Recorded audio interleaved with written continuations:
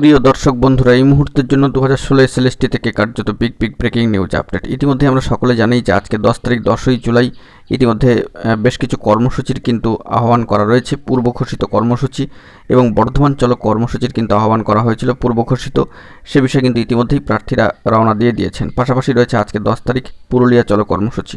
তো সব মিলিয়ে বলা যেতে পারে একেবারে জোড়া কর্মসূচি কিন্তু রয়েছে, এছাড়াও অন্যান্য বিষয় উঠে আসছে এবং সেই প্রাক মুহূর্তে দাঁড়িয়ে আরও একবার 2016 এসএলএসটি থেকে বিগ ব্রেকিং নিউজ, যেখানে কার্যত 7 দফা দাবিকে সামনে রেখে আরও একবার যোগ্য চাকরি ফেরতের লক্ষ্যে গুরুত্বপূর্ণ বার্তা কিন্তু উঠে আসছে।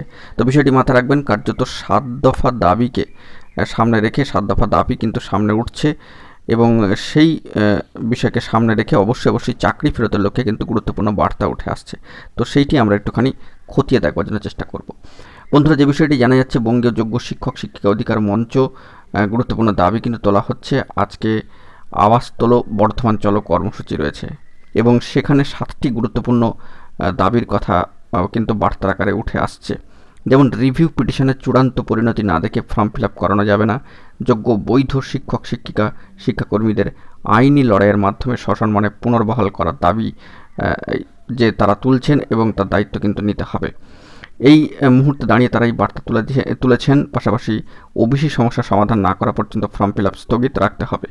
এর পাশাপাশি প্রত্যেক ডিআই অফিসের আন্ডারের যে সমস্ত আনটেন্টেড 2016 এসএলএসটি শিক্ষক শিক্ষিকা মহাশয়রা কর্মরত রয়েছেন তাদের ক্ষেত্রে তাদের লিস্ট সার্টিফাই করে দিতে হবে।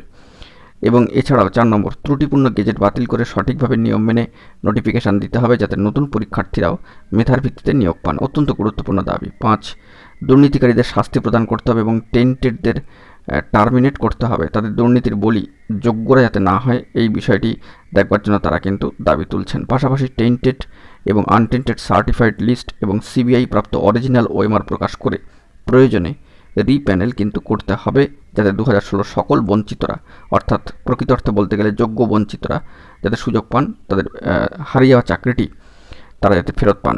তো সেই লক্ষ্যেই বার্তাগুলো উঠে আসছে এবং পাশাপাশি প্রতি বছর নিয়োগকে স্বচ্ছ দুর্নীতিমুক্তভাবে সম্পন্ন করতে হবে।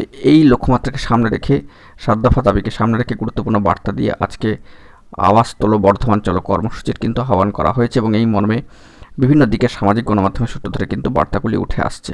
একেবারে বলা যেতে পারে ব্যাক টু ব্যাক গুরুত্বপূর্ণ কর্মসূচি, তার মাঝখানে 7টি গুরুত্বপূর্ণ অর্থাৎ 7 দফা গুরুত্বপূর্ণ দাবির বার্তা কিন্তু উঠে আসছে এবং মূল লক্ষ্য কিন্তু একটাই, যোগ্য বঞ্চিতদের চাকরি ফেরতের লক্ষ্যে এই গুরুত্বপূর্ণ বার্তা।